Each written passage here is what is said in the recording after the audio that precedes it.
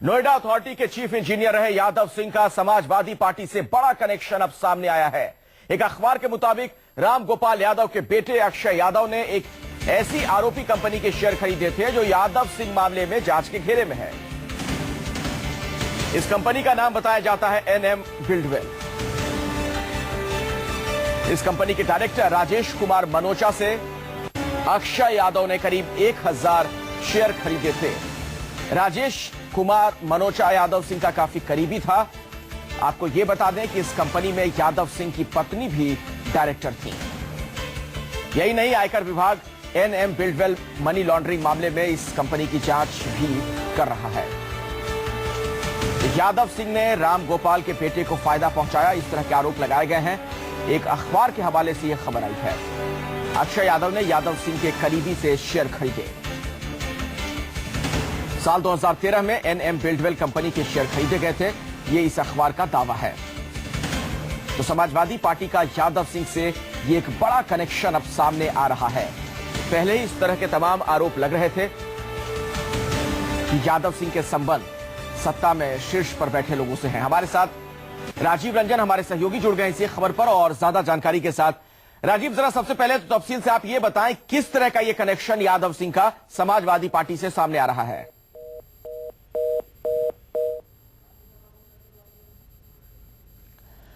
दोबारा बात करने की कोशिश करेंगे अपने सहयोगी से। आपको बता दें कि एक बड़े अखबार ने, एक अंग्रेजी दैनिक ने यह दावा किया है यादव सिंह पर किस तरीके से समाजवादी पार्टी अब फंसती हुई नजर आ रही है, वो हम आपको बता रहे हैं।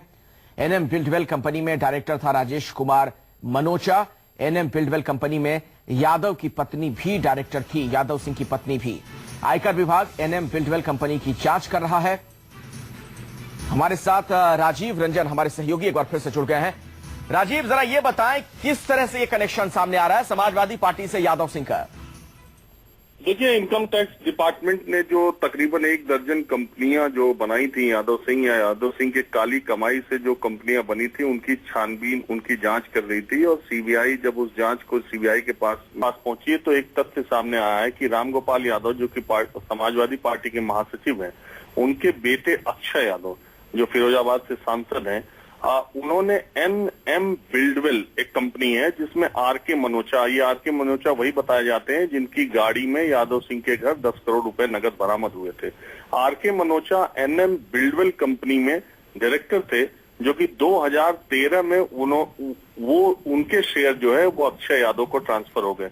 दूसरी बात यह है कि जो 12 कंपनियां हैं उसमें बहुत सारी नवीन इंफ्राटेक है, मैकॉन इंफ्रा है, एनएम बिल्डवेल है, तमाम कंपनियां हैं। मैकॉन इंफ्रा एक कंपनी है जिसके नाम पर यादव सिंह ने ग्रेटर नोएडा और नोएडा में तमाम जो प्लॉट्स हैं वो अलॉट कराए थे। तो मैकॉन इंफ्रा की डायरेक्टर 2013 तक कुसुम लता थी, जो यादव सिंह की पत्नी थी।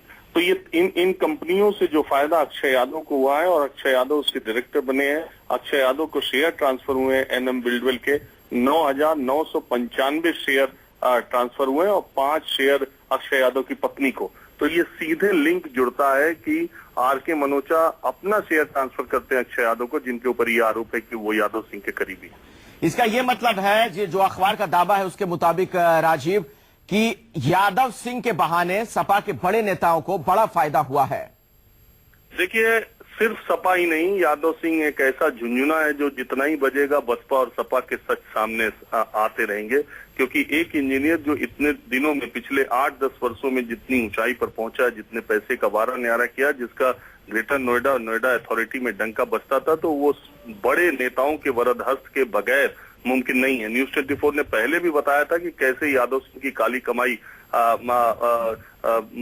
बसपा सरकार में जो है वो बड़े लोगों तक पहुंची थी। और अब ये खुलासा हुआ है कि यादव सिंह की काली कमाई का हिस्सा समाजवादी पार्टी के बड़े नेताओं के परिवार वालों तक भी सीधे पहुंचता था। यानी मायावती और मुलायम सिंह दोनों को यादव सिंह ने दोनों के परिवार वालों को साथ रखा था।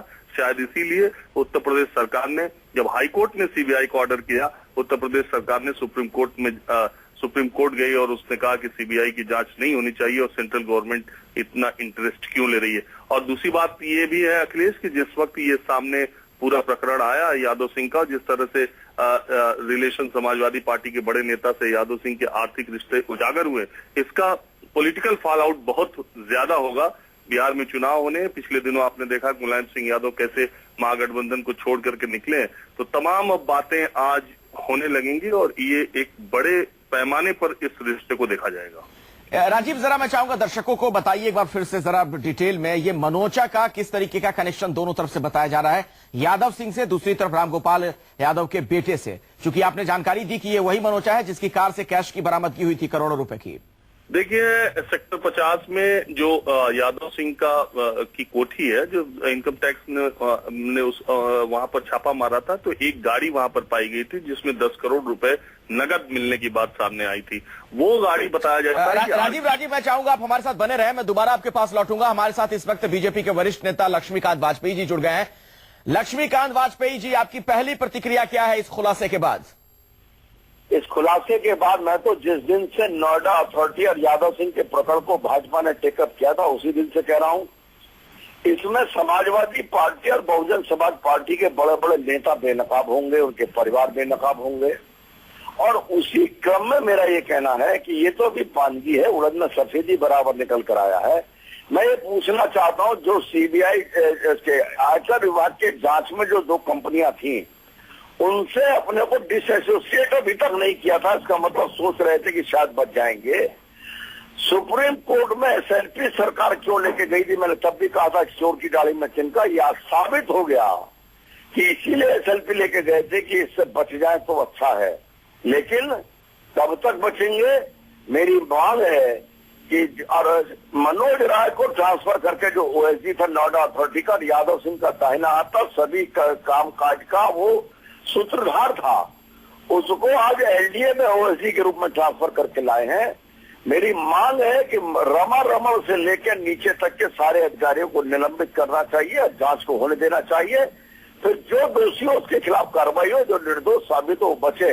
इसमें भाजपा का कोई दुराग्रह नहीं है, लेकिन यादव सिंह प्रकरण पर, नोएडा अथॉरिटी के घोटालों के प्रकरण पर बड़े से बड़ा अधिकारी, बड़े से बड़ा नेता, उसका परिवार बचना नहीं चाहिए, ये मेरी मांग है। लेकिन लक्ष्मीकांत वाजपेयी जी, एक इल्जाम ये भी लगा, एक खबर ये भी आई कि यादव सिंह के बहाने ही आप लोग कहीं ना कहीं समाजवादी पार्टी की बाहें भी मरोड़ रहे हैं, और यही वजह रही कि जो बिहार में महागठबंधन बना है नीतीश कुमार लालू यादव का, उससे मुलायम बाहर हो गए। मैं वो सारी पॉलिटिक्स से मेरा लेना देना नहीं। मैं उत्तर प्रदेश का अध्यक्ष हूँ, उत्तर प्रदेश का भाजपा का कार्यकर्ता हूँ। उत्तर प्रदेश में नोएडा अथॉरिटी बेरोजगार नौजवानों के लिए, आईटी के नौजवानों के लिए एक रोजगार का हब बनना था। आवास की दृष्टि से भी गरीब से लेकर रईस तक के लिए आवासीय हब बनना था। उसे घोटालों का हब जिसने बनाया है, नीरा यादव से लेकर अब तक के सारे लोग, हाईकोर्ट के हस्तक्षेप पर राकेश बहादुर और संजीव शरण को हटाने को मजबूर हुई थी सरकार। ये सब जांच की परिधि में होने चाहिए और इनके विरुद्ध कार्रवाई होनी चाहिए। मैं लक्ष्मीकांत वाजपेयी, भाजपा कार्यकर्ता, ये मांग करता हूँ। इसके अलावा लक्ष्मीकांत वाजपेयी जी, आप ये भी कह रहे हैं कि सिर्फ एसपी नहीं, बल्कि अगर जांच का दायरा और बढ़ता जाता है तो बीएसपी नेताओं तक भी ये कनेक्शन जाएगा। नहीं, जांच का दायरा बढ़ाने की जरूरत नहीं है। माननीय उच्च न्यायालय ने 2002 से 2014 तक की जांच की बात कही है।